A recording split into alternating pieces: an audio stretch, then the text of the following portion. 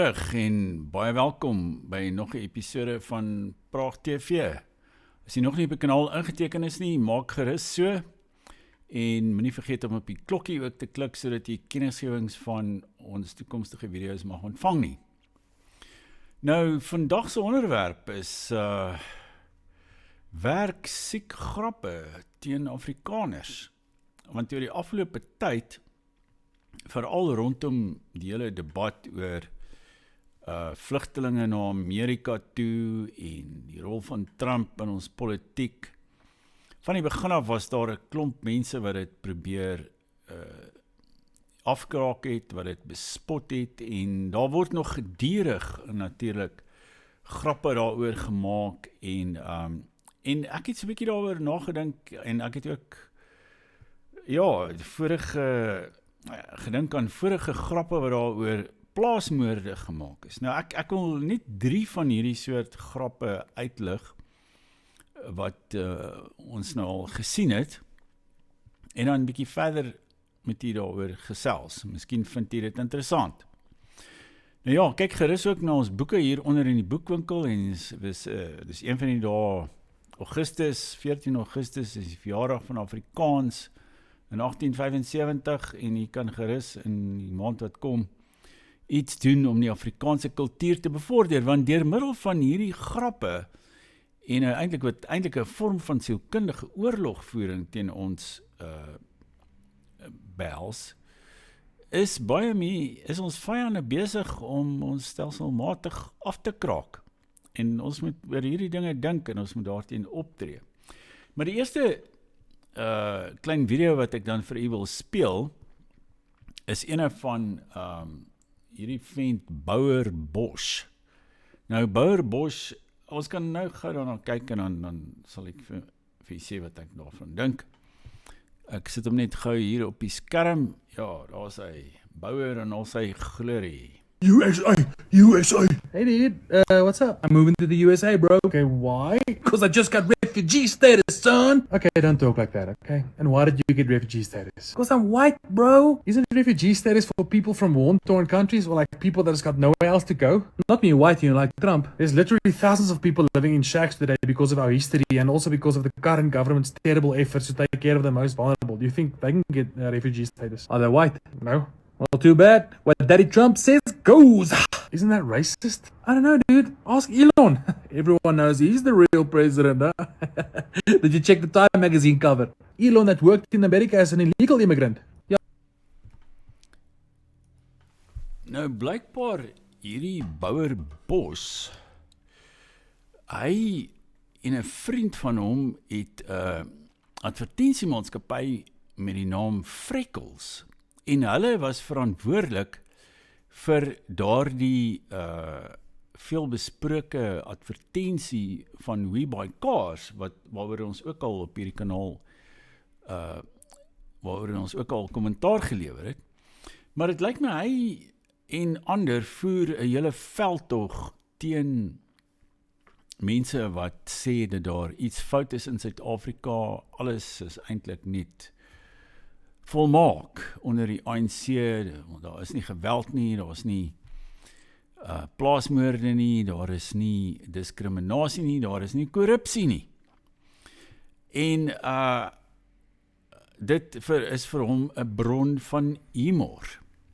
Nou net so was daar in 2019 rond was daar 'n video gewees, en daai ding is ongelukkig. Ek weet nie of ek destyds 'n kopie daarvan gehou het nie. Ek mag dalk iewers op my hardeskyf nog 'n kopie daarvan hê. Maar die enigste, daar's net 'n paar uittreksels daaruit waarop ek afgekom het op 'n Facebook video van Willem Petzer. En ek sal vir julle daardie 2 uittreksels. The one in which he mocked, amongst other things, the torture and killing of white people in South Africa, specifically genital mutilation. They'll cut your white cock off with a banger and hold it up and say, that's a beauty. I'm gonna take it home and turn it into me. En dan is daar nog 'n snit uit hierdie persoon, Daniel Friedman, of hy noem homself ook Deep Fried Man. Nou, hy is die seun van 'n akademikus van die Universiteit van Johannesburg, waarmee ek saam aan die Universiteit van die Witwatersrand gestudeer het. Sy naam is Steven Friedman. Kom ons kyk gaan na die tweede uittreksel, en dis al wat oor is nou tans op die internet van hierdie oorspronklike video waar daar met plaasmoorde die spot gedryf word. Nowhere to run, nowhere to hide. It's the white genocide. Nou ja, daar sê dit, nowhere to hide, nowhere to run, nowhere to hide, it's the white genocide. Nou, ons word hierdeur gekondisioneer om al hierdie soort terme soos blanke volksmoord en jy weet die belaglikheid van mense wat die land verlaat om geweldsredes, dit alles word belaglik gemaak en daar word daarmee gespot, want eintlik het ons geen rede om te kla in Suid-Afrika nie, en eintlik behoort ons ook die geweld en die aggressie en die haat teen ons wat deur sommige radikale groepe en individue soos Malema onder andere geloods word en teen ons gemonster word. Ons moet dit alles aanvaar, want dit is eintlik baie snaaks, dit is alles baie grappig en is iets, as 'n Afrikaner doodgemaak word of doodgemartel word, is dit eintlik iets waaroor 'n mens net kan lag. En in die geskiedenis was daar baie voorbeelde van sodanige kulturele oorlogvoering of sielkundige oorlogvoering wat teen mense gebruik is. In die ou Sowjetunie was dit eintlik 'n standaard tegniek van die KGB wat hulle gebruik het. Hulle het blykbaar binne in die bevolking sulke grappe oor westerse lande en die kapitalisme geplant, en dan is die grappe nou versprei asof dit eintlik spontaan onder die bevolking ontstaan het. Hulle het sulke fopgrappe gehad, daar is ook spotprente en humoristiese rubrieke en koerante waarin hulle westerse lande as belaglik en dekadent uitgebeeld het. Nou ons moet onder geen illusie verkeer dat jy weet die oorlog teen ons, of wat P.W. Botha die totale aanslag genoem het, dit is nog nie verby nie, dit gaan nie verby wees totdat die laaste Afrikaner in Suid-Afrika verdryf is of uitgewis is, of totdat die laaste Afrikaanse woord, die laaste asem uitgesterf het nie. Tot dan gaan hierdie stryd voortduur, en as ons gedink het, dit met die Nasionale Party se oorgawe in 1994 tot 'n einde gekom, dan moet ons weer dink. Nog 'n voorbeeld waarin ek gedink het, toe ek nou hierdie onderwerp aangeroer het, was, daar was 'n BBC video, so in die 80er jare, wat met so 'n liedjie waar hulle gesing het, I've never met a nice white South African. Nou, ek kan dit miskien van destyds af onthou, of miskien het jy dit onlangs op die internet ook raak gesien. Maar dit is ook nog 'n voorbeeld van hierdie soort sielkundige oorlogvoering deur humor. Kom ons kyk gou daarna.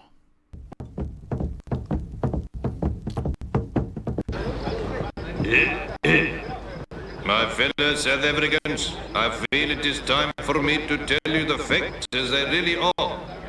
1. Bananas are marsupials. 2. Cars run on gravy. 3.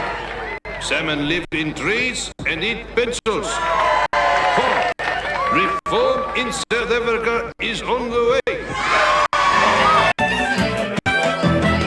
I've travelled this whole world of Oz from Barnsley to Peru. I've had sunstroke in the Arctic and a swim in Timbuktu. I've seen unicorns in Burma and a Yeti in Nepal. And I've danced with 10-foot pygmies in a Montezuma hall. I've met the King of China and I work in Yorkshire Minor, but I've never met a nice South African. No, he's never met a nice South African. And it's not bloody surprising, man, 'cause we're a bunch of arrogant puss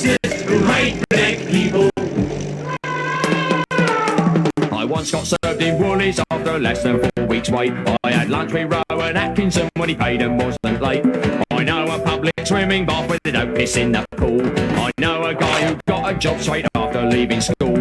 I met a normal Merman and a fairly modest German, but I've never met a nice South African. No, he's never met a nice South African. And that's not bloody surprising, man. 'Cause we're a bunch of talentless murderers who smell like baboons. Nou daar het jy dit, 'cause we're a bunch of talentless murderers who smell like baboons. Dit is die BBC se siening van Afrikaners. Maar dit is my nogal amusant dat hulle, wel, ons word vermoor. Ek kan sien hoe die deur middel van hierdie sielkundige oorlogvoering word die situasie eintlik verplaas. Ons is nog altyd eintlik dwars deur die geskiedenis vermoor, maar ons word nou in die beskuldigde bank geplaas as die moordenaars. Ons is die talentlose moordenaars. Ja, jy weet, daar's elke dag Afrikaners wat hier uitgaan en mense vermoor, jy weet, ek weet nie, as die Engelse deur ons voorstede ry, dan sluit hulle 'n bietjie hulle deure, hulle is bang, hulle word daar aangeval, jy weet, deur Afrikaners. En dan sê hulle ons ryk soos Bobbejane. Maar, weer eens daar, ek weet nie hoeveel ervaring u al van Britte gehad het nie, maar toe ek op skool was daar Engelse seun, hy was so 'n jaar of 2 jonger as ek en my vriend, wat op daai stadium in Sandton gewoon het. En jy weet, hy het nie vriende gehad nie, en dan het hy altyd nou daar by my vriend opgedaag, en jy weet, en hy was al vervelig, en hy kon net oor sekere dinge praat, en al sy hele Britse wêreld, want sy ouers was nou van Brittanje, en hulle was hier op, ek weet, sy pa het kontrakwerk hier gedoen. En ja, die eerste ding omtrent hom wat ons agtergekom het, is dat hy was nie baie lief vir water nie, en daar was so 'n klank rondom hom, hoor.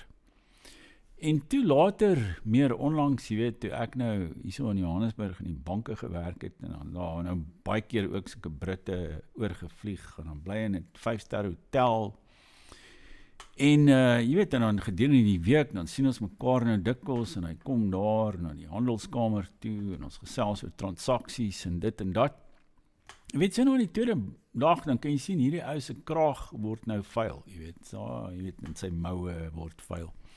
En hy bly daar in 'n 5-ster hotel, jy weet, en ja, en hy begin ook daai klank ontwikkel van die Brit, jy weet, want lyk my, alhoewel, daar is seker baie storte daar so in die 5-ster hotel moet wees, is hulle nie so lief daarvoor nie, maar dit is nou die projeksie op ons, dat ons is vuil mense, wat nie graag was nie, jy weet, ons ryk soos Bobbejane.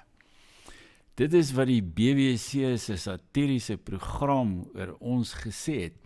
En as ons nou al hierdie goed saamvoeg, die